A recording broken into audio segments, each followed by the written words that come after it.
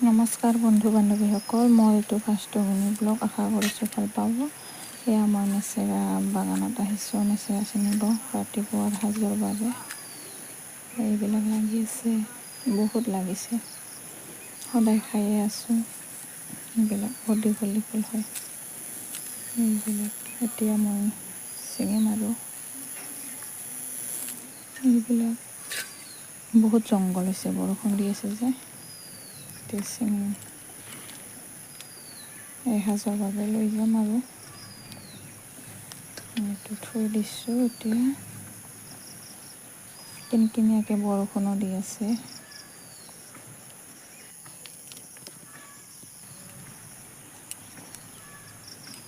এইবিলাক লাগি আছে আৰু কেঁচা কেঁচা এইবিলাক কিমান খাম আৰু